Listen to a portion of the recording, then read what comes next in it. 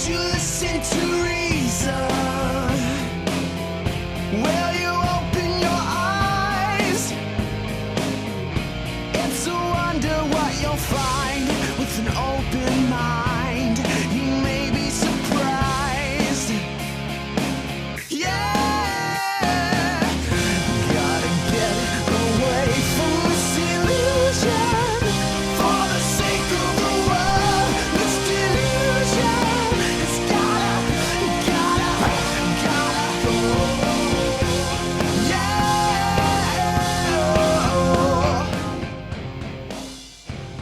Hey everybody, welcome to the Atheist Experience. We are live. It's July 6, 2014. I'm Matt Dillahunty. This is Don Baker. Hey, good to be here. How you been? Good. Cool. Happy Independence Day weekend. Yeah. Merca. Merca. Celebrating tossing off those British. Oh wait, tossing off has a different connotation than British, doesn't it? Damn it. Anyway. So yeah, this is our kind of quasi-holiday weekend extravaganza. We're live from Austin, Texas. And after the show is over, as a reminder, we get together and go to dinner, and they'll have the address up on the screen at El Arroyo, basically 5th and Campbell, or 5th and Campbell. And you're going to talk about the recent Hobby Lobby decision, aren't you? Right. Taking a little break from the failures, and we watch Supreme Court decisions, especially when they involve church-state separation issues. Mm-hmm. There's been two in recent memory. One is the Greece case, Greece, New York, with public prayer at city council meetings and that sort of thing, and the Supreme Court got that wrong. Yeah, I have to say. Jen and I talked about that one shortly after it came out. Good. And the more recent one was the Hobby Lobby decision, which I want to talk about today. And some background: you need to know about two different laws that were passed. One is the Religious Freedom Restoration Act. Boo! It passed by Congress in 1993, quite old. It requires the government not to substantially interfere with an individual's free exercise of religion, whether compelled by the religion or whether it's part of the core religious tenets or not. And it was, major sections of it were constitutionally upheld by the Supreme Court in 2006, and it applies only to federal law, although a lot of states have made their own RFRA acts, and Texas is one of those. The other thing to know about is the Affordable Care Act, or Obamacare, which allows the government to specify what kinds of preventative health care must be covered by employers' health care plans. And this includes contraceptives. So those two things kind of came into a collision with each other.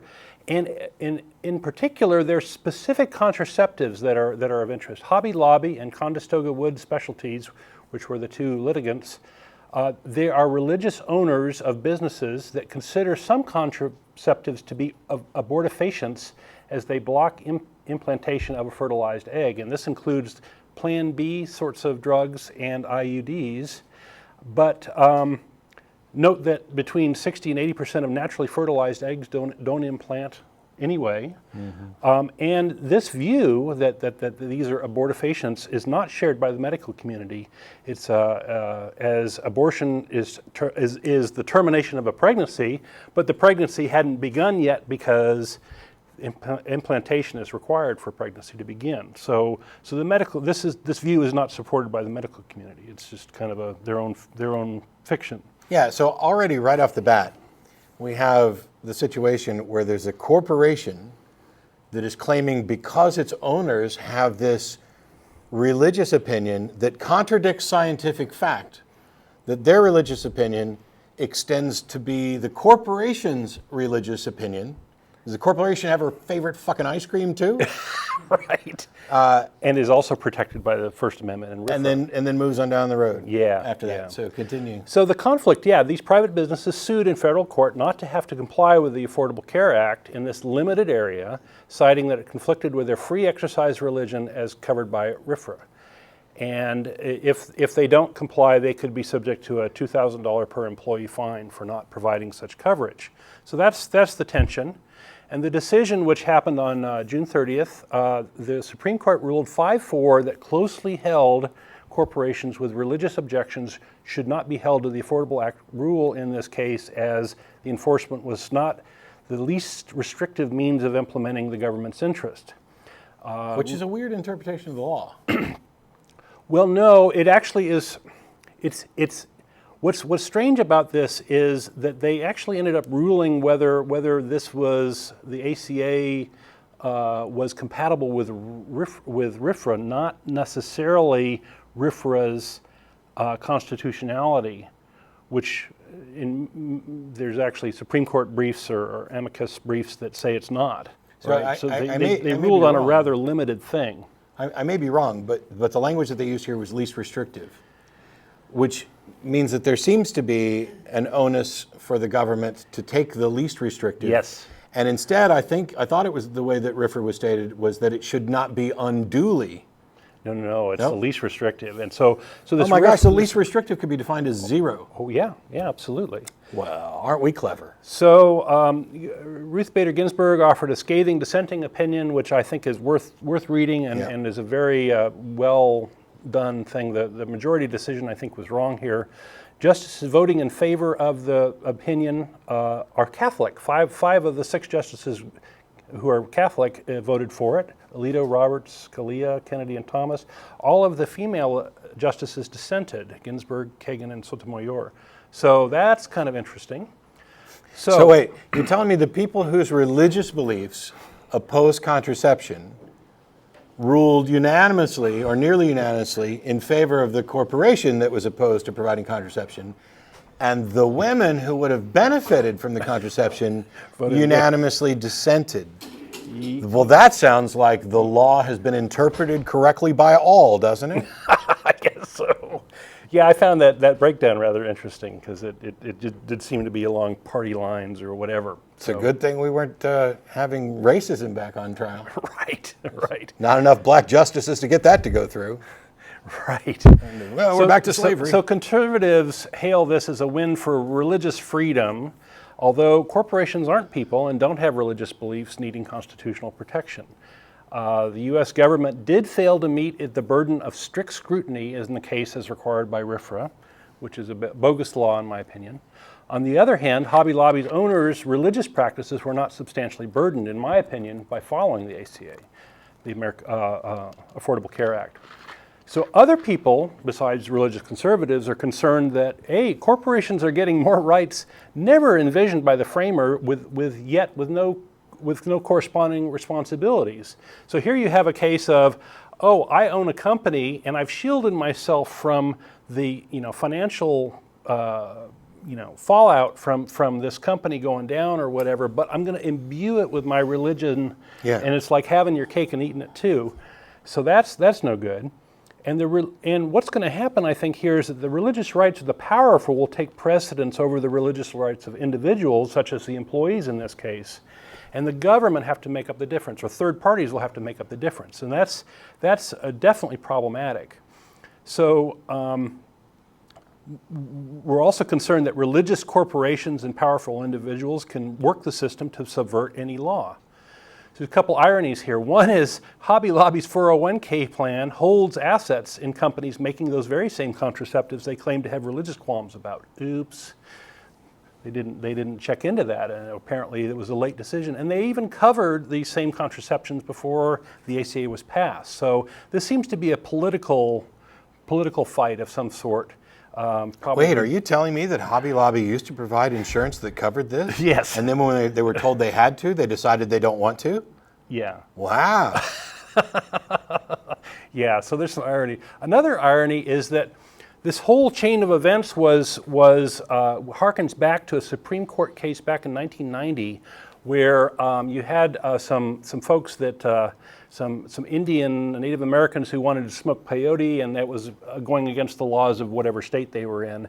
And the Supreme Court ruled back then that challenging that a person may not defy natural laws of general applicability even as an expression of their religious belief. And this is what caused RFRA to be passed by the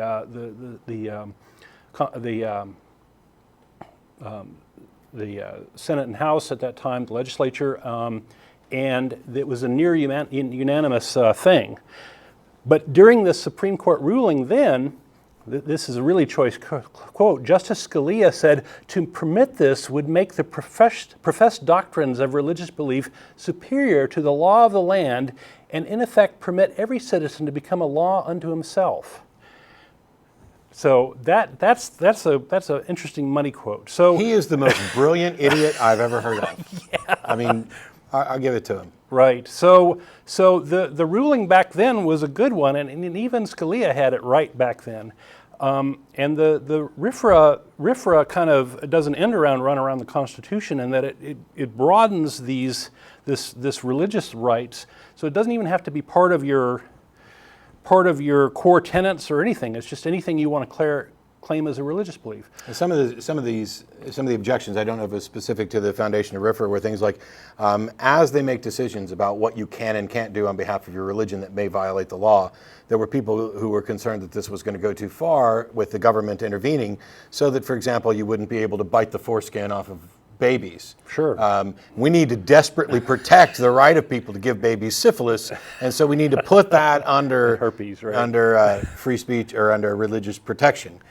So that's why we need things like this is a Pandora's box as far as I'm concerned. Religious Freedom Restoration So Act. what about this religious beliefs? Well, if religious beliefs need not be based on a fact, a holy book, or a core tenet of a religion, or even the shared beliefs of a church, or even limited to theological claims, it can be anything at all. So you can cook up whatever religious belief you want and have it trump whatever laws. And this RFRA has become a kind of a bulwark of laws. There's another law called the Religious Land Use and Institutionalized Person Act, which kind of expand the scope of these things, and many state and federal laws, many states and local laws are also expanded by local and state laws that are doing this some sort of thing, including Texas. And Ruth Bader Ginsburg said in her dissent that the wisdom of Congress's judgment on this matter is not our concern. It was outside of the scope of what they ruled on, unfortunately, because this RFRA should be struck down as far as I'm concerned. You know, it's my sincere religious conviction that Supreme Court rulings cause autism, and I don't want my tax dollars going to support the Supreme Court anymore. Apparently, all these laws carefully carve out taxes as being the subject of them. It's very interesting. So who benefits? Well, the only people who are really going to benefit are the ones with the money to sue to get their religious beliefs put into, to trump whatever law is in there. So the wealthy, many churches who have amassed a lot of tax-free wealth are going to be able to do this, and religious corporations like Hobby Lobby and such. But religious minorities and most individuals are going to be screwed by this, and it's really kind of a Pandora's box. So what I'd like to see out of this is religious minorities running this thing amok, so that hopefully it gets addressed and everybody can see that, hey, we can't put religion above the law. So I'd like to see same-sex couples, for example, using RFRA to demand marriage licenses in states that don't recognize them. Perfectly appropriate as far as I can tell. Women seeking abortions can use RFRA to sidestep the recent restrictions in abortion laws. The government is certainly not going out of its way to have the least restrictive path to get an abortion. Mm-hmm. They're going out of their way to make it as restrictive as possible. Absolutely.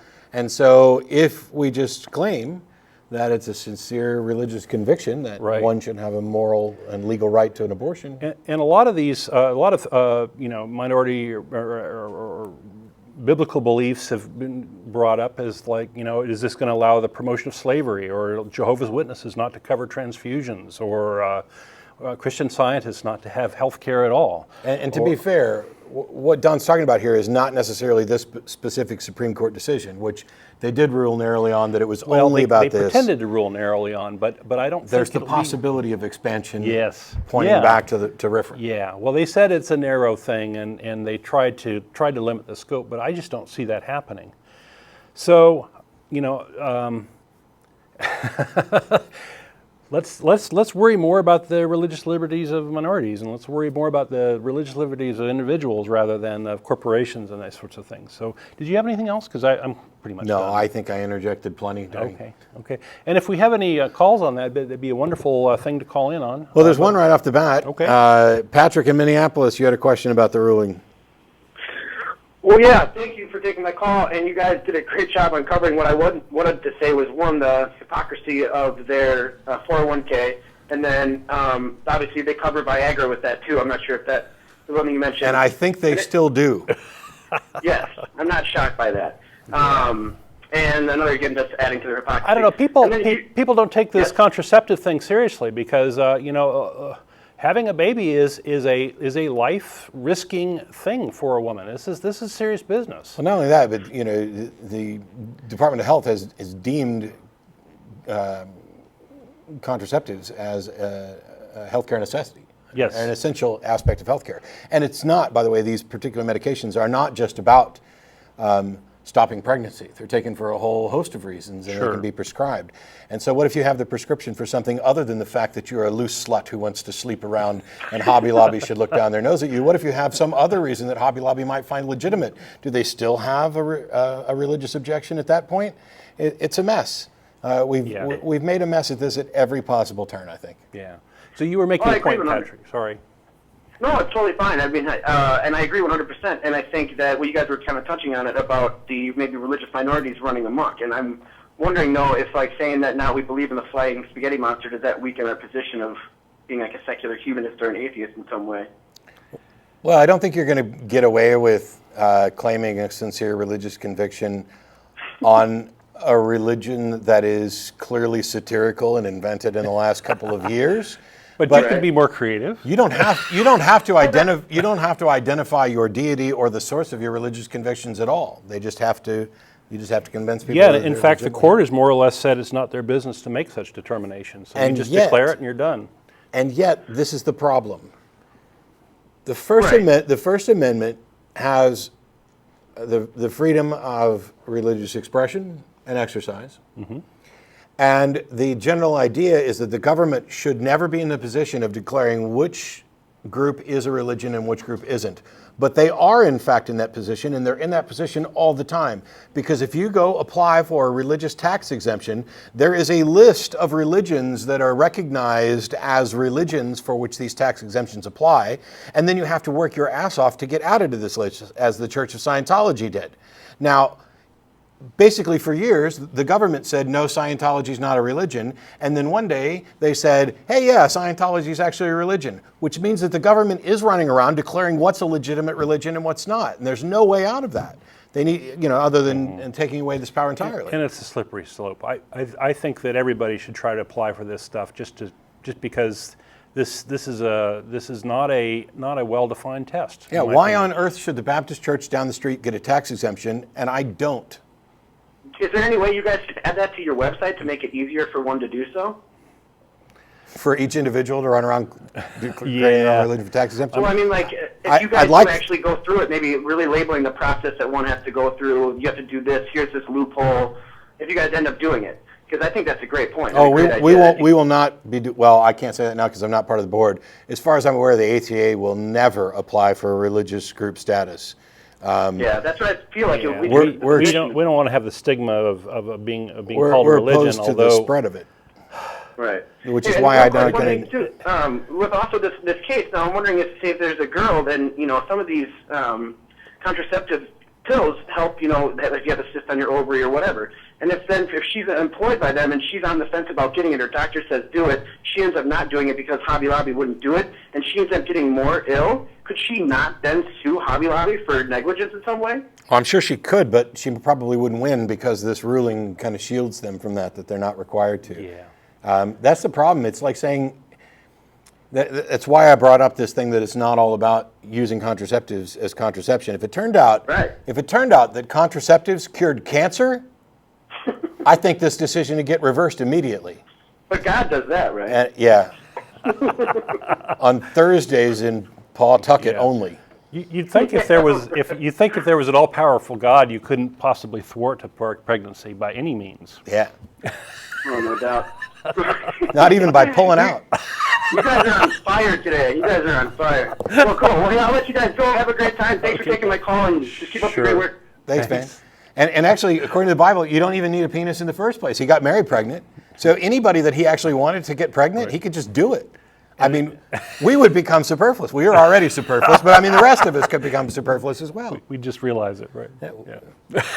Be a lot more gay parties. All right. Austin in Los Angeles, how are you? Hey, Matt, how you doing? Well, evidently pretty well.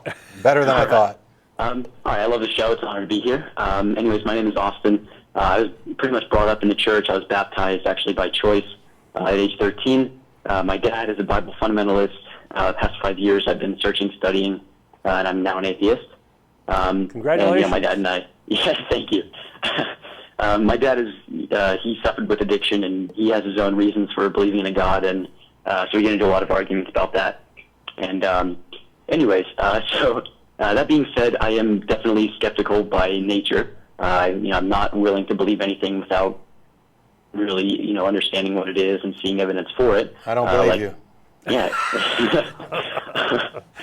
It's something we strive for, right? It's not something Right. you attain, yeah. Absolutely. Anyways, I have an aunt, and I would probably categorize her as almost a pantheist, but she's kind of off in her own world. Anyway, she showed us a master in a martial arts called Qigong, Qigong. Right. And they do, he does Eastern healings. So he's a healer. That's what they claim. Yeah, exactly.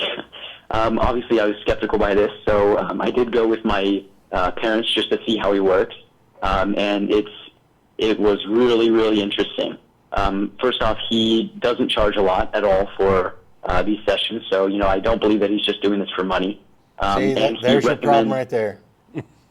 Sorry? That's part of the problem right there, is that, see, you're trying to anticipate what the objections would be, and that's fine. But you don't know the fact that he doesn't charge you much doesn't mean that he doesn't end up making much money off of this. There's also the prestige and the position of power of being recognized as the healer and all those things. And there doesn't have to be any nefarious reason where he thinks he's actually deceiving people. He may himself be deceived. Right. Okay. Keep going. That's interesting. He's been on That's Incredible and a bunch of these TV shows, and that really means nothing to me either. But, it is interesting just to kind of see what he does. Yeah, because James Randi exposed one of those people who went on That's Incredible as a complete and total fraud. So.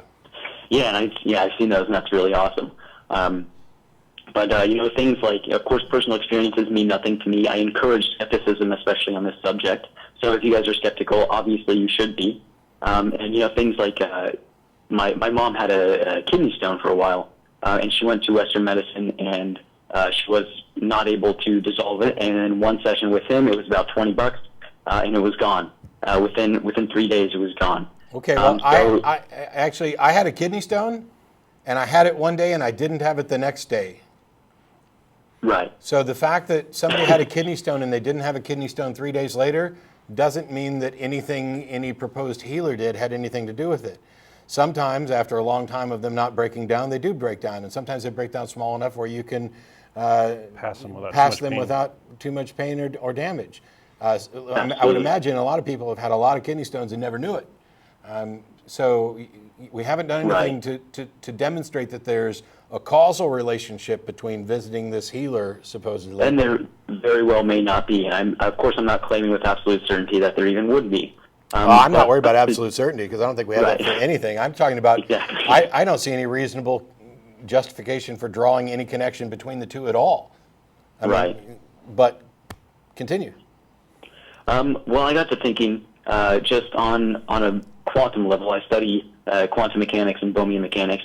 I'm thinking on a quantum level, ostensibly the whole idea of this Eastern healing is the movement of energy, or the transfer of energy. So energy and matter, of course, by Einstein, they're just different representations of the same thing. So why would we not be able to move energy and not matter, or vice versa? So that was just my thoughts on it. The fact that something isn't impossible or hasn't been demonstrated to be impossible doesn't mean that it's possible, and it also doesn't mean that it's likely or happening. So the time to believe claims like this is actually as after there's been a demonstration, and we'd need several demonstrations that are repeatable, that from which we could draw a strong correlation and then examine further. And before we could actually make any causal statement, we'd need a demonstration. Absolutely, and I don't believe there is a causal statement. And probably some understanding of the mechanism. But if any of these proposed healers could actually do what they say with any consistency, any one of them could get $1 million from the James Randi Educational Foundation. Right. And yet they don't. And I don't know why that is. And when people are asked why they don't go put in for the $1 million prize, it's, oh, well, I don't need the money. Well, give it to somebody who does. Isn't it? Right. Isn't it? If you had this ability to heal people, if I had the ability that these people claim to have of being able to heal people, I would be eager to have it tested, demonstrated, proven, and then run out and spend my entire life healing the whole damn world. And yet all these Yeah. healers are in little bitty communities and they're Putting on theater shows, right? Yeah. It just doesn't, Actually- it doesn't even pass the sniff test. Right. But He does the healings in his own house.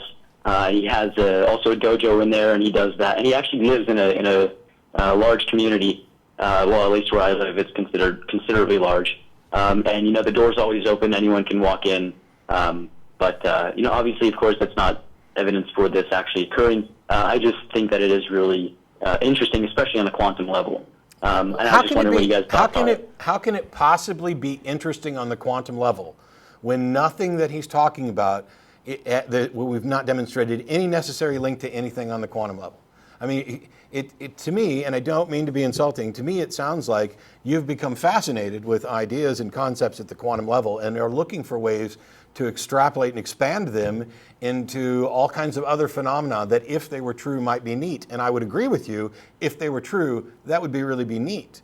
But I mean, it seems like you're looking for a place to stick a belief. Yeah, I would Right. recommend you take a look at the book Quantum Gods by Victor Stinger, and he goes after these sort of quantum claims that some of these folks like Deepak Chopra bring up. Deepak word salad. And really take a scientific look at him. He's a cosmologist. He's got the credentials, and he's spent some time looking at that. And that's one of his books that I would recommend. And by the way, as I go through this, it's not about this is not simple cynicism, and this is not the quote unquote extreme skepticism.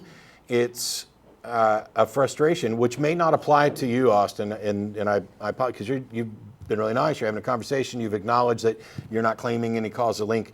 The frustration is that this stuff is rampant, and there are while this individual may not be charging much or making much or taking any action that's particularly costly, the more people who are out seeking alternative medicines and other Eastern medicines or whatever that have no demonstrated reliability in actually being effective, if they're doing this in lieu of seeking actual medical help that might be beneficial, then it's doing harm.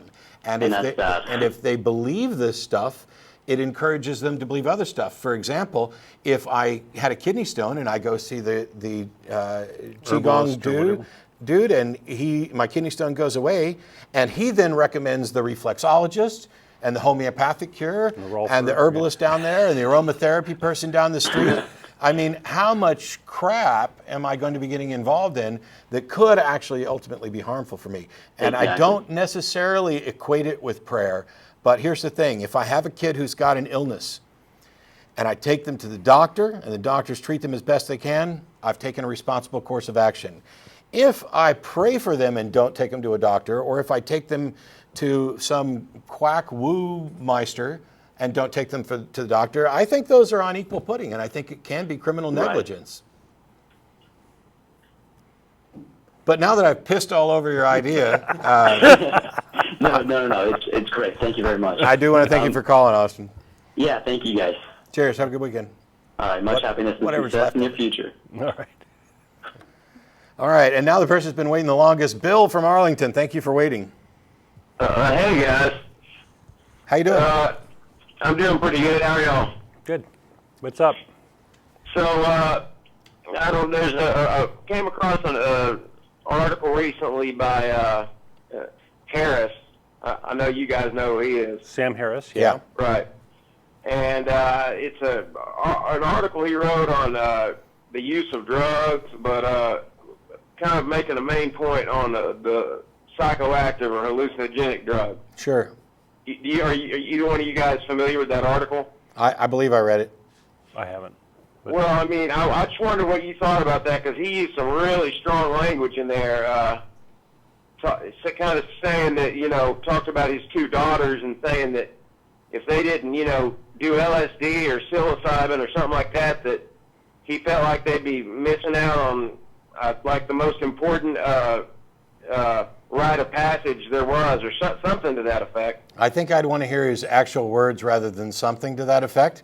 Okay. I think he said that he was afraid that they might be missing out on one of the most important rites of passage of the human race. Yeah, what I was going to say is I'd want to see his actual words, but I'm okay with the idea that he probably said something like that, and I don't necessarily see a problem with it. Really? Okay. Yeah. All right. Yeah. I guess. I mean, I would never phrase it as, oh, I really hope my kids get to have this because it's going to be the most important experience ever. Right. But if in the course of exploring the world, things that can be educational and eye-opening and enlightening, for which there is very little harm, I would like for people to be free to experience those. I've taken LSD. I don't, a handful of times, not anymore, not in ages, and it didn't provide me with any sort of eye-opening awareness. Basically, it was sitting around with silly hallucinations and then getting bored of it and saying, holy crap, when is this drug going to wear off? And I don't have 12 to 14 hours to kill anymore being high, so I wouldn't do it. I'm unemployed and I wouldn't do it. It's just crazy. It's a waste of my time, and I like my brain better when it's functioning correctly. But one of the ways I know I like my brain better when it's functioning correctly is because I've had experiences where my brain wasn't functioning correctly. And while I wouldn't encourage people to take psychedelic drugs for the purposes of finding truth.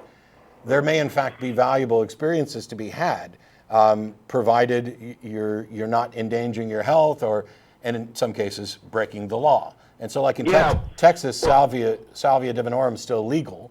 And it provides a very short-term hallucinogenic effect. You can get it at head shops and stuff. I freaking hated it because it just kind of knocked me on my butt. You hallucinate for 10 or 15 minutes, and then you're done. And you get this kind of slow high fading away. I have no interest in doing that. But I'm glad that I did, not just because I think you should try everything to see if you like it, because I wouldn't recommend anybody spend their life high like that all the time. But it's one of those things where this is a relatively harmless. It's far more harmless than some of the things that are legal that we would permit them to do. It is harmless? Well, I didn't say that it was necessarily completely harmless. I'm saying it's less harmful than some of the things that we allow them to do.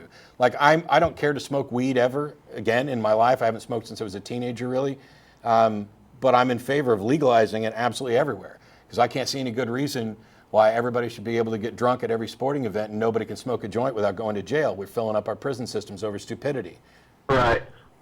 Because here, I guess one of the things that got me is I know Harris is the brain. That's kind of his area. Yeah, and one of the things about LSD that people have been lied to for years is, unlike alcohol and some other drugs, LSD doesn't kill off brain cells. Right. It's not a physically addictive substance. I don't encourage it. I don't think that it should necessarily be legal, but I'm not the arbiter of all pharmaceuticals. Okay, I had one other thing I wanted to ask you guys about. Sure. I'm way up here in Arlington, but sometimes I come down to Austin, and I was looking at joining the ACA, and I looked at the only thing I had a problem with was kind of like the little oath thing. That kind of turned me off. The little oath thing.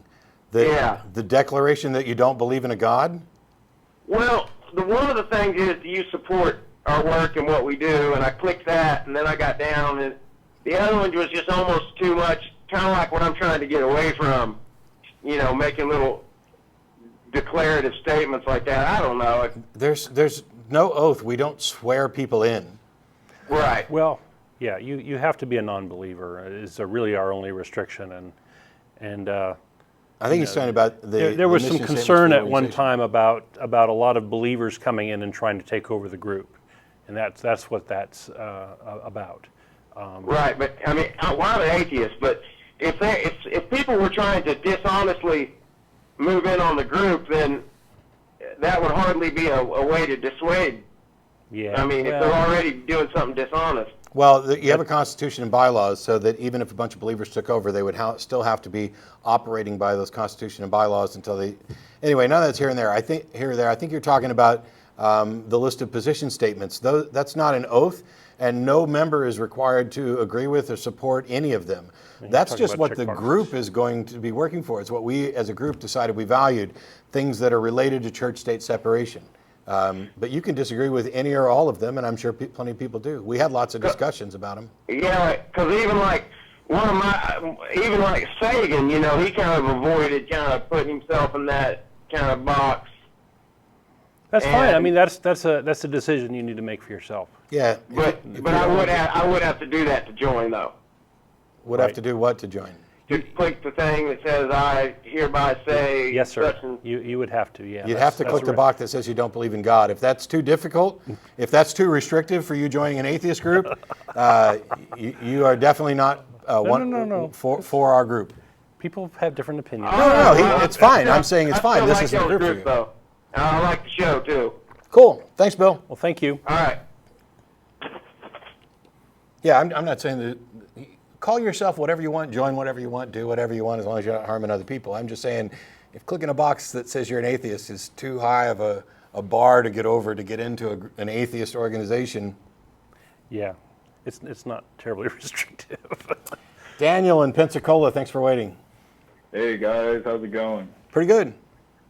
I wanted to tell Don, you Okay. better watch out. I'm watching this show. It seems like all the atheists are just going to lose their hair. Well, I'm taking some drugs to prevent that, so that's probably what's saving me. Hooray for science. Yeah, right. My main question beforehand, I wanted to touch on something Don had said about the Jewish. For all I know, I've heard that they go by the Old Testament. What's all this with the Jewish baby dick biting stuff? Like, when did that start, and why is it? It's the circumcision process in Judaism. Which is very old custom. Yeah. A mole, it's the particular rabbi that performs the ceremony after doing the cut. You know, it could be that it bites up part of it. Yeah, brisket on the web, and There you go. you'll find out about it. Let me not finish the show by describing genital. Nasty mouth on an open wound.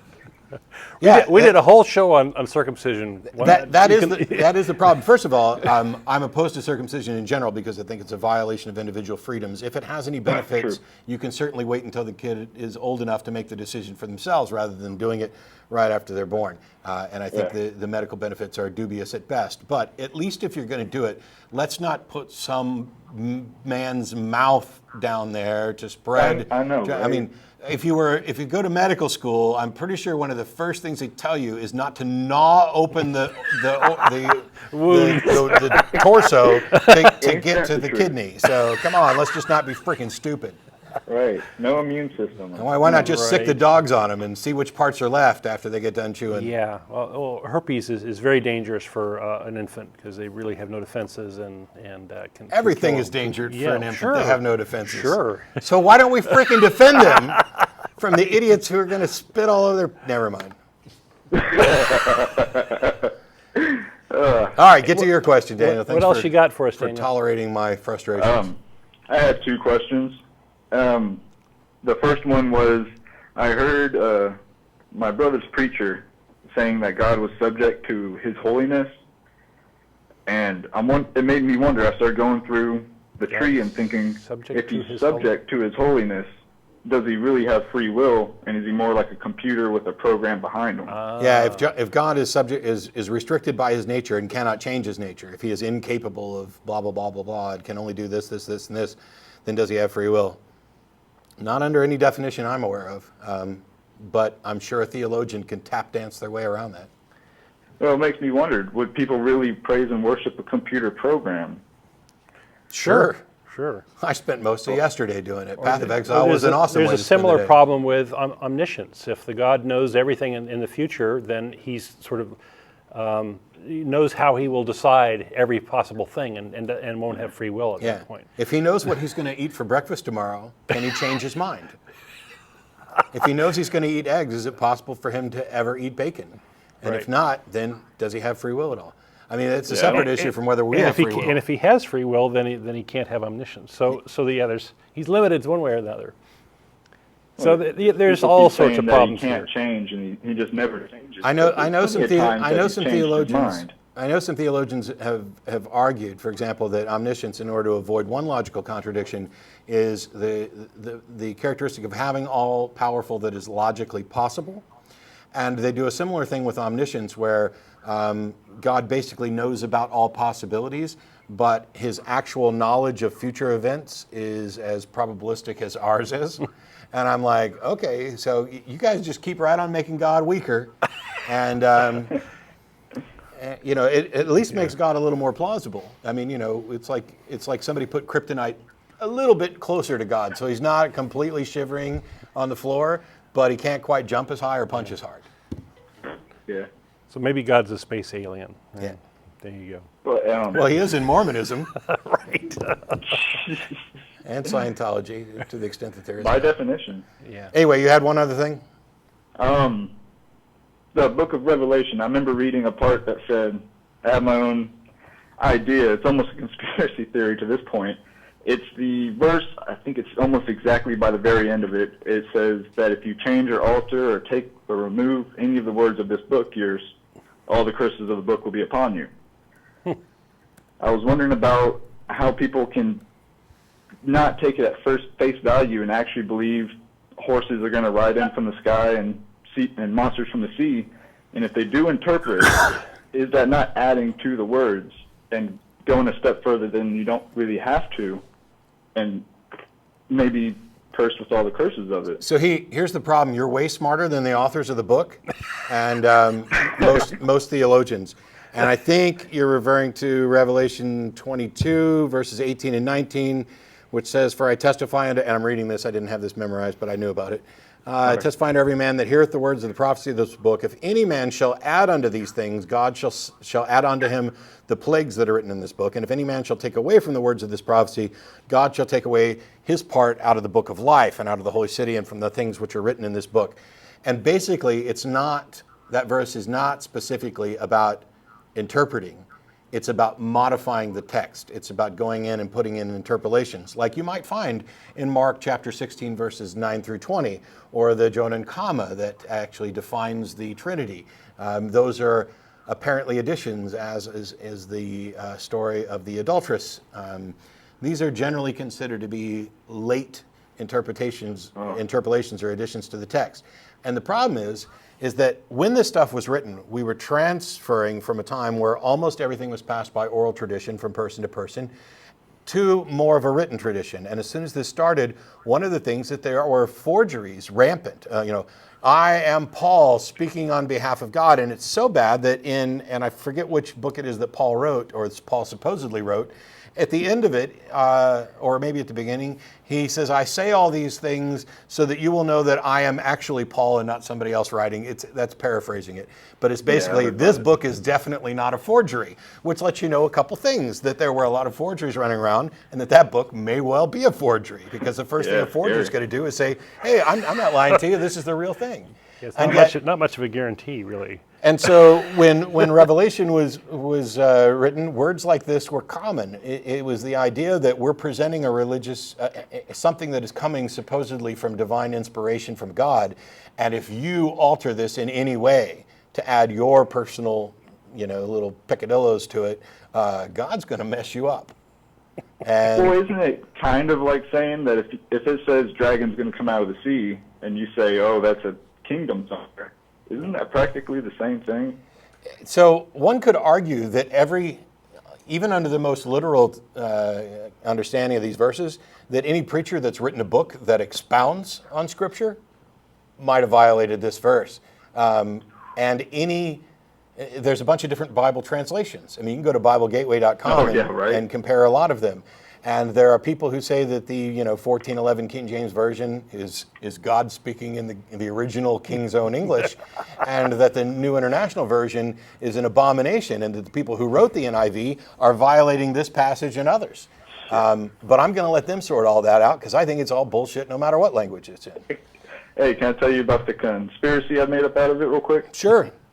I was talking to my brother, and it came up to this, and he's one that believes that the Bible is a living word and that it applies to everything, all the other books. So when it says to this book, it means to the Bible per se. Yeah. So I was just like, man, all throughout the Bible it's saying trust God, trust God, trust God. And then you get to this crazy, I know, crazy, right? But the very end is really crazy. It starts giving you dragons coming out of here, giant horrors all around, and it kind of gives you a pop quiz at the very end. If you accidentally didn't, like a final test, it says trust God, and then at the very end, if you don't trust God and you start guessing, you couldn't have meant a real dragon coming out of the water. You kind of failed the test, and it lets you know, hey, you're now going to get cursed, but for not. For buying right. Yeah, being in faith yet. it's a difficult thing because there are some things that are pretty clearly metaphor, and there are some things that are not so clearly metaphor. Did Balaam really talk or have an ass that talked to him? Who knows? I'm going to say no, but I wasn't there, so how could I know? So it's endless hours of wasting your time, in my opinion. I'm using inductive reasoning and the fact that I'm not aware of any donkeys that can actually speak. But Matt, were you there? I was not there. And I don't know that I'm not a brain in a vat, so what the hell am I going to do? Anyway, thanks for the call, Daniel. Appreciate it. Thank you. Okay, well, Jack in Tallahassee, looks like we're sticking with Florida for a while. Hey, man. Hey, Don. How you guys doing? Good. Good. I definitely don't believe in the God of the Bible and this person who sits up on high and makes judgments and stuff. But I do believe that nature is God or godlike and the creator of everything, and it doesn't judge or make decisions, but it does balance the universe, if you know what I mean. No, I don't know what you mean, and I don't know why you believe that. So go right ahead and explain both of those things. Well, I mean, nature kind of creates everything, doesn't it? Okay. I could say nature is everything. I believe that nature exists. What I'm wondering is why you feel compelled to call it God. Well, I don't really think of it as God, but I do think of it as the creator. Okay. And I think do you think of it as an intelligent, purposeful creator? Because as far as we're aware, nature isn't that. No, I don't think it's an intelligent thing, but I do think it is a force that balances everything. So nature is a force. Right. Do you mean that literally or figuratively?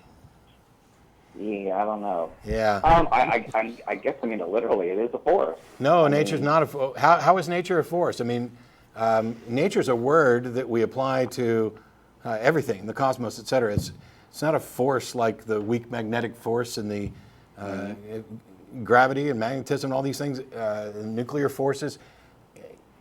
It's to me, when we start talking about forces and energy and we get really loosey-goosey with it,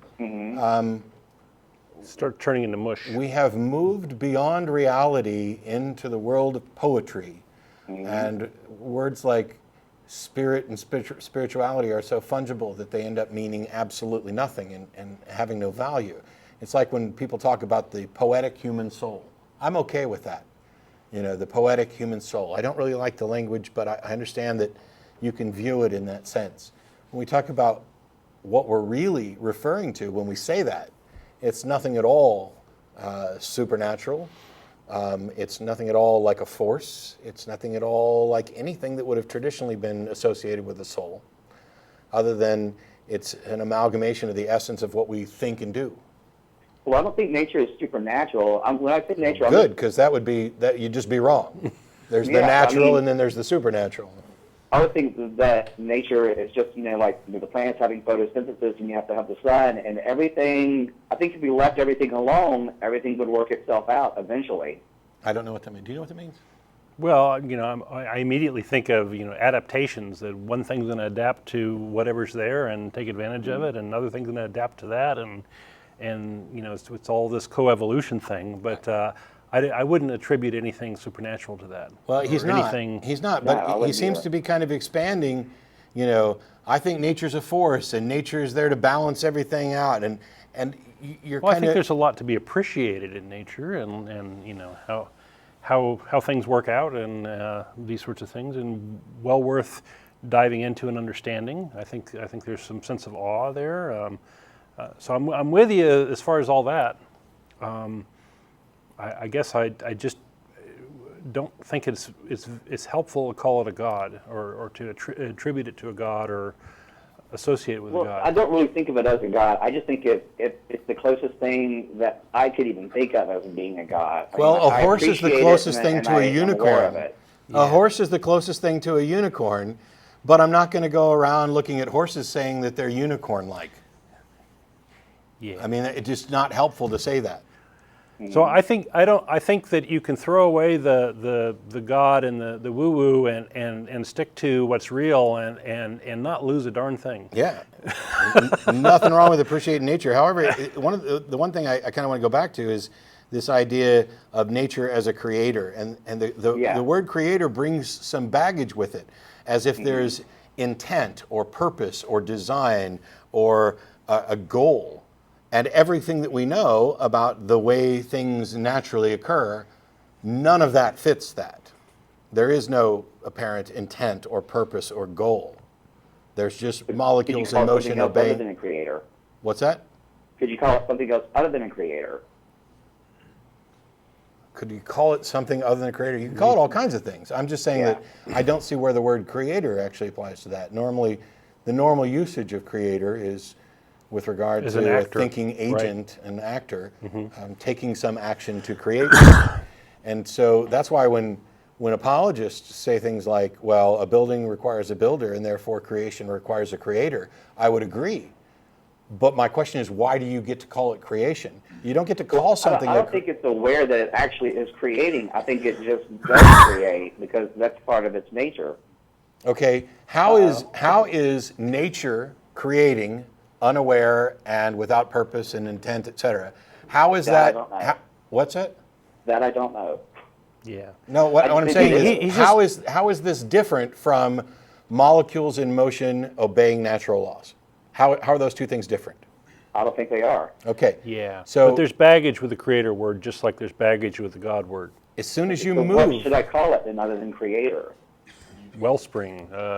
nature. Nature. Nature, that's what I'm saying. You know, it was Yeah. wonderful stuff, you know. What should I call that horse other than unicorn? I can call it horse. I can call it George. Yeah. It's like you're looking, and this isn't your fault. I'm not trying to beat up on you about this.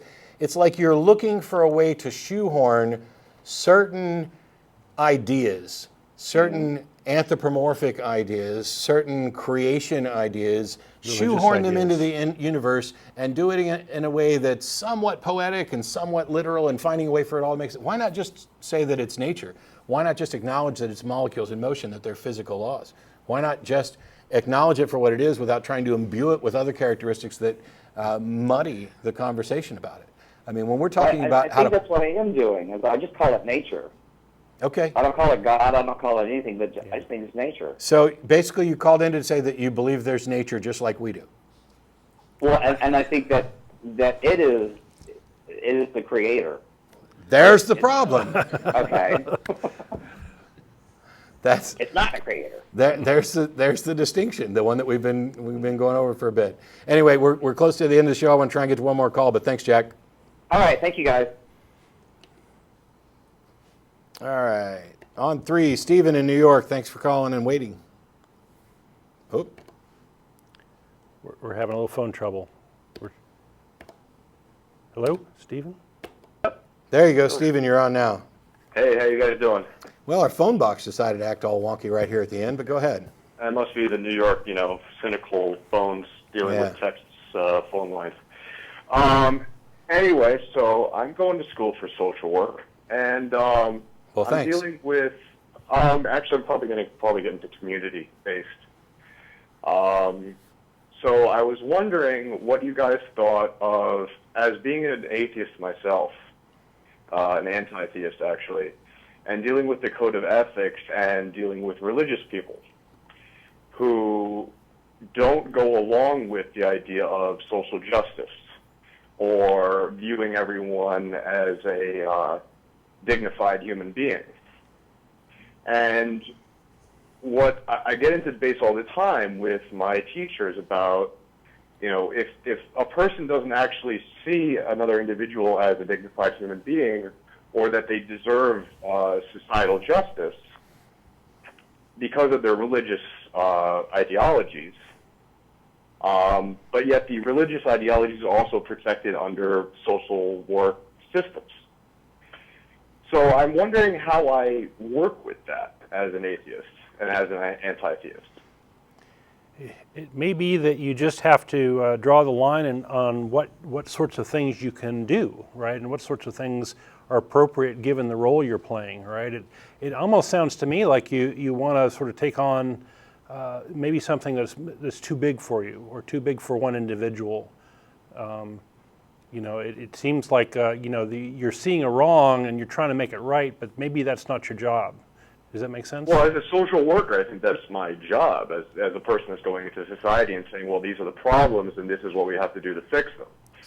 So I'll tell you this. I don't think I'm remotely well informed enough to actually answer your question, but there are a couple of ACA members who are atheists, who have a master's in social work, or at least degrees in social work. If you send an email to the tv@atheist-community.org list, I will be happy to forward it to them. I can't guarantee that they'll have time. Social workers are notoriously busy. But they would have, I guarantee you that at least Kim would have much better information for you than I'm ever going to have on this subject. Having no real expertise in the field, I will say that I'm very grateful to the people who go into social work and firefighting and all kinds of other things that benefit society and communities, and that it's often, just as it is in the military, very difficult to deal with people in situations where you seem to be surrounded by religiosity, right there embedded in the system, even if it's not supposed to be. My fellow students are mostly religious, very religious in some cases. So I will actually get into huge debates with whether or not the Bible promotes social justice, which in my opinion it doesn't. There are debates on that? Because I'm pretty sure that's one of the second easiest debates to win. So my recommendation to you is if you're going to try to win the hearts and minds of certain individuals, you got to sort of learn to speak their language, and maybe you can encourage empathy in using religious metaphors without being religious yourself, for example. Right. That would be maybe one way you could proceed. And they have just popped the credits up on the screen, which means we're done for yet another week. I apologize to the people who didn't get through. Thanks to the studio audience for showing up. Hooray, you guys are awesome.